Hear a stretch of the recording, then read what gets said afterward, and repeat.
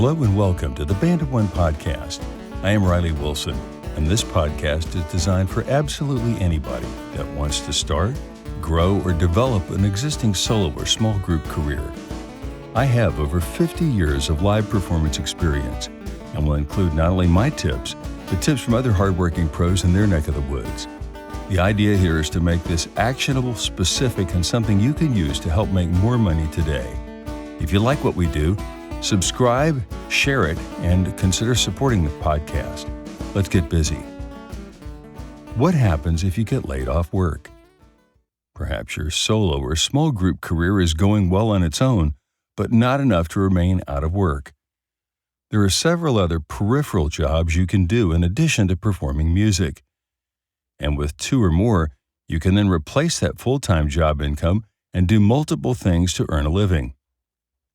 This won't be an exhaustive list, but if you think about your skill set and what you already know how to do, this can be a great way to expand your income in life. What instrument do you play? Could you teach others to do so? I've taught guitar for almost 4 decades now. I told folks who asked me the first 10 years of my gigging career about it, I said I don't have the patience to teach. Once I got married and graduated from music school, I became excited about the prospect of teaching guitar. I had a couple of fantastic mentors, including Les Wise, who made a huge impact on me. Les was a great player from New Orleans who had moved to Los Angeles and was one of the original teachers at the Guitar Institute of Technology in Hollywood. I had been playing for over 15 years at that point, and with his encouragement, felt I could certainly teach beginners, if not intermediate students. I taught a couple of students in California before relocating to North Carolina near the end of 1986. Within a year, I was teaching full-time, averaging 65 students a week, individual, half-hour guitar and bass lessons.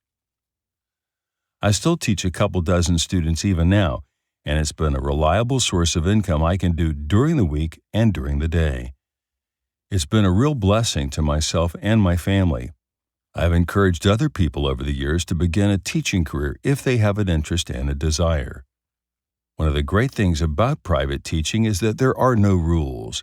If you pay attention, your students will tell you what they want to learn and when and how they want to learn it. I feel almost any instrument can be taught successfully in a private one-on-one lesson format.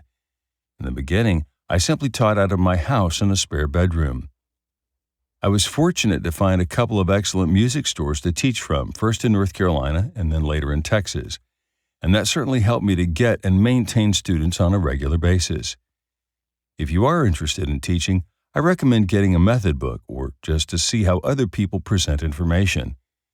If you're a guitarist, I highly recommend my book, Guitar Made Simpler: An Intelligent Approach.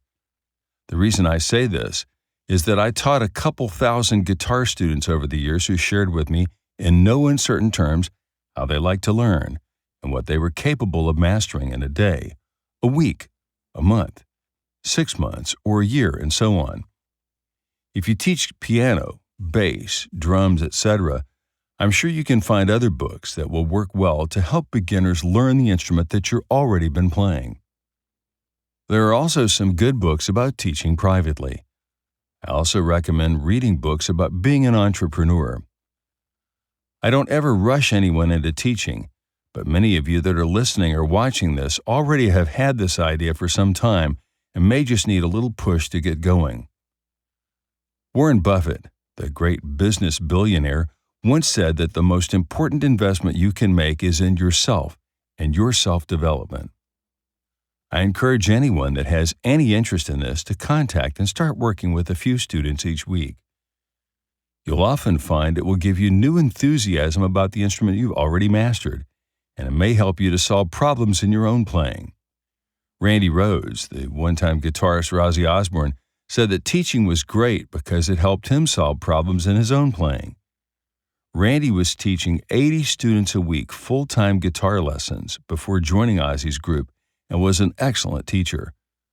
One of my friends in California took lessons with Randy and said that he was not only a great player, but a tremendous teacher and very patient. How about working in a music store?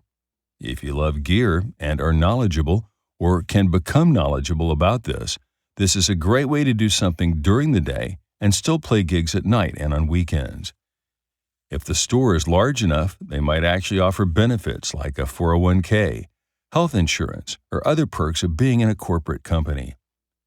While the number of music stores has dwindled over the past 40 years, this may still be an option for some of you, depending upon what stores exist in your neck of the woods. What about allied businesses like running your own sound company or a recording company? If you already have the gear, you can put it to work when you're not using it. Obviously, this will require forethought and planning, but it will also allow you to do something you're already good at that's related to performing. My friend Hubert Deans always loved recording and mastered singing and playing using a TIAC 4-track during the 70s. It wasn't a stretch for him to eventually open Snow Hill Music, and he has a fantastic facility he's been busy with for many decades now. Chuck Sirac's wildly successful Sweetwater Music Store also began with a guy, a 4-track tape recorder, and a van in 1979. Chances are, there's something about live performing that you really enjoy that may be related to something that's already a part of this business. I worked in radio and then transitioned into voiceover work more than 30 years ago. I have my home recording set up for recording quality voiceovers as well as music. In fact, I'm recording this podcast in the booth as we speak. Voiceover is a business that's booming internationally, and that's also been something I've enjoyed doing at the same time I'm teaching guitar or learning material to play for a new gig. This can also lead to additional work you hadn't planned on. My buddy Michael Q sent me a client many years ago that came to my home to record himself playing the cajon for dance classes he taught. I put him in this soundproof booth that I use for voiceovers and recording him beating a cajon drum for a couple of hours. This was a lot of fun, and the client was tickled with the final product. These different skill sets are all related.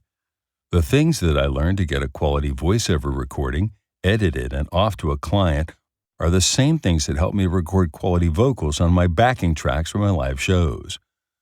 Voiceovers are also fun to do, and I'm able to do that without ever leaving my home. My commute is less than 150 feet from the back of the house to the front. What about your day job? Probably some of you that are listening to this are able to do other peripheral things like computer coding or web design, etc. Hundreds of jobs that people used to do in the corporate world are now done as freelance, and thanks to sites like Fiverr and Upwork, you can work with anyone, anywhere, any time of day or night. As long as you have a computer and internet access, you can do almost anything you can dream up during the day when you aren't performing. How about being a booking agent? I've already profiled my friend Michael Edwin Q on this podcast, and he was booking bands during the day and still playing some Italian restaurants in the evenings. Good booking agents can make lots of money, and I still plan to profile some additional booking agents on this podcast to help everyone understand how that's a legitimate business field that's related to music that provides a very valuable service. In fact, 9 out of my 10 jobs that I book these days are booked online from sites like The Bash or Gig Salad, which are nothing but international booking agents. If you have a sales or marketing background, you already have many of the skills needed to become an excellent booking agent. I worked with a tremendous band called the Fabulous Shades in the late 1980s in North Carolina. All the band members had full-time day jobs, yet we worked many weekends across the state. In order to encourage band members to get us more work, they paid a finder's fee of an extra 10% to whomever landed a good-paying job for the band. Depending on how well your marketing and sales skills are, you might end up booking your act so often that you don't have to look for a second job. If you haven't already done so, make a list of your personal and business skills and see how you can apply these techniques to your music business career. If you're in sales, sell your act. If you're an engineer, use those skills to reimagine the technical side of live performance. If you're a creative graphics person, make an incredible web page for the act. If you know IT and analytics, Do your best to make sure your act appears on the top of any internet search engine. If you're in the recording business, make sure you've got the best sounding, best looking audio and video links of anybody in your style anywhere in your region. Abraham Maslow coined the term self-actualization many years ago. As I look back over my own performing career, which stretches back to 1972, I see how all the different things that I've accomplished have become the patchwork of the different jobs I've done over the years. The English class has helped me to become an effective writer, while all the voiceover work has helped me to be able to read and develop a larger vocabulary than other people. Studying, self-instructing, and then teaching guitar, bass, and ultimately voice helped me to learn to work for long periods of time in isolation, knowing that if I kept going and working hard, good things would result from my efforts. A few sales jobs along the way helped me to learn the basics of marketing, and the radio, television, and film studies in college certainly helped me understand the importance of audio and video. If you'll do your very best to examine all the skill sets that you've developed, not just as a musician, but in other areas of your life, and then learn to apply them across the board, you might not have to go back to corporate America either. It takes faith and belief in yourself, coupled with hard work, prayer, and a lot of luck. I certainly believe in the expression, God helps those who help themselves. As always, I want you to act on what I've just shared with you. Get out a pencil and a piece of paper and make a list of some of the qualifications that you have aside and separate from your music career. Begin asking yourself how you can use that to earn additional money with a side hustle. Then be diligent in applying these things to some other additional type of work outside of your music career. You might find eventually that you didn't have to go back to corporate America and this was just the change you needed. I'm Riley Wilson, and you've been listening to the Band of One podcast. Be sure to like, subscribe, and support the show. If you have ideas for upcoming episodes, reach out to me through our Facebook page for the Band of One podcast or email me here, Riley@guitarmadesimpler.com. Thanks, and bye for now.